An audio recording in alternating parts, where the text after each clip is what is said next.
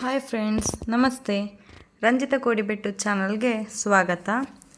ಇವತ್ತು ನಾವು ಗುಜರಾತಿ ತಿಂಡಿ ಡೋಕ್ಲಾ ಮಾಡೋದು ಹೇಗೆ ಅಂತ ನೋಡೋಣ. ನಾನು 1 ಕಪ್ಪಿನಷ್ಟು ಕಡಲೆ ಹಿಟ್ಟನ್ನು ಸಾಣಿಸಿ ತಗೊಂಡಿದ್ದೇನೆ. ಅದು ಉದ್ರಾಗಬೇಕು, ಯಾಕೆಂದರೆ ನಮ್ಮದು ಡೋಕ್ಲಾ ಸಾಫ್ಟಾಗಿ ಬರಬೇಕು. ಅದಕ್ಕೋಸ್ಕರ ಅದಕ್ಕೆ ಸ್ವಲ್ಪ ಉಪ್ಪು ಮತ್ತು ಸ್ವಲ್ಪ ಸಕ್ಕರೆ ಸೇರಿಸ್ಕೊಳ್ಳಿ. ನಾನಿಲ್ಲಿ ಸಕ್ಕರೆ ಸೇರಿಸ್ಕೊಳ್ಳಿಲ್ಲ, ಆ್ಯಕ್ಚುಲಿ ನಾನು ಮಾಡುವಾಗ ಸಕ್ಕರೆ ಬಿಟ್ಟು ಹೋಯಿತು.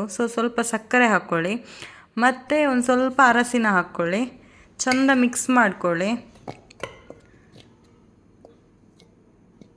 ಆಮೇಲೆ ಎಷ್ಟು ಬೇಕೋ ಅಷ್ಟೇ ನೀರು ಸೇರಿಸ್ಕೊಂಡು ದೋಸೆ ಹಿಟ್ಟು ಹದಕ್ಕೆ, ಇಡ್ಲಿ ದೋಸೆ ಮಾಡ್ತೇವಲ್ಲ ಆ ಹದಕ್ಕೆ ಸ್ವಲ್ಪ ದಪ್ಪವಾಗಿ ಹಿಟ್ಟು ರೆಡಿ ಆಗಬೇಕು. ಇದಕ್ಕೆ ಸ್ವಲ್ಪ ಈನೋ ಹಾಕ್ಕೊಂಡೆ, 1 ಪ್ಯಾಕೆಟ್ ಫುಲ್ಲು ಈನೋ ಹಾಕ್ಕೊಂಡಿದ್ದೇನೆ. ಚೆಂದ ಮಿಕ್ಸ್ ಮಾಡ್ಕೊಂಡಿದ್ದೇನೆ. ಮತ್ತು ಒಂದು ಪ್ಲೇಟಿಗೆ ಎಣ್ಣೆಯನ್ನು ಸ್ವಲ್ಪ ಹಚ್ಚಿ ಅದಕ್ಕೆ ಆ ಹಿಟ್ಟನ್ನು ಹಾಕಿ 2-3 ಸಲ ಟ್ಯಾಬ್ ಮಾಡ್ಕೊಂಡಿದ್ದೇನೆ. ಆಮೇಲೆ ಅದನ್ನು ಈಗ ಸೆಕೆ ಬರಿಸಬೇಕು, ಅಂದರೆ ಹಬೆಯಲ್ಲಿ ಬೇಯಿಸಬೇಕು. ಒಂದು ಅರ್ಧ ಗಂಟೆ ಬೇಯಿಸ್ಕೊಂಡಿದ್ದೇನೆ. ಅರ್ಧ ಗಂಟೆ ಬೇಯಿಸ್ಕೊಂಡಾದಮೇಲೆ ಚೆಕ್ ಮಾಡ್ತಾ ಇದ್ದೇನೆ. ನೋಡಿ, ಒಂದು ಚೂರು ಕೂಡ ನನ್ನ ಚಾಕುವಿಗೆ ಹಿಡ್ಕೊಳ್ತಾ ಇಲ್ಲ, ಅಂಟಿಕೊಳ್ತಾ ಇಲ್ಲ. ನಮ್ಮದು ಡೋಕ್ಲಾ ರೆಡಿಯಾಗಿದೆ. ಇದಕ್ಕೆ ನಾವೀಗ ಒಂದು ತಡ್ಕ ಮಾಡ್ಕೊಳ್ಬೇಕು, ಅಂದರೆ ಒಂದು ಒಗ್ಗರಣೆ ಅಂದರೆ ಇದಕ್ಕೆ ನಾನು ಸ್ವಲ್ಪ ಎಣ್ಣೆ ಹಾಕ್ಕೊಂಡಿದ್ದೇನೆ, ಒಂದು ಸ್ವಲ್ಪ ಸಾಸಿವೆ ಹಾಕ್ಕೊಂಡಿದ್ದೇನೆ ಮತ್ತು 2 ಹಸಿಮೆಣಸು ಉದ್ದುದ್ದ ಸೀಳ್ಬಿಟ್ಟು ಚೆಂದ ಫ್ರೈ ಮಾಡ್ಕೊಳ್ತಾ ಇದ್ದೇನೆ. ಎಣ್ಣೆ ಮತ್ತು ಸಾಸಿವೆ ಹಾಕಿದ್ದು ಸ್ಕಿಪ್ ಆಗಿದೆ, ಸಾರಿ. ಇದಕ್ಕೆ ಬೇಕಿದ್ದರೆ ಕರಿಬೇವು ಸೊಪ್ಪು ಕೂಡ ಹಾಕೋಬೋದು.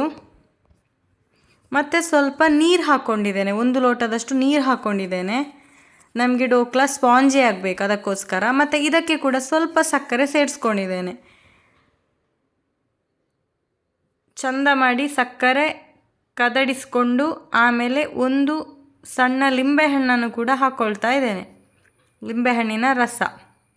ನೋಡಿ, ಇಷ್ಟು ಸಣ್ಣ ಲಿಂಬೆಹಣ್ಣು, ಫುಲ್ಲು ರಸ ಇದಕ್ಕೆ ಹಿಂಡ್ಕೊಂಡಿದ್ದೇನೆ.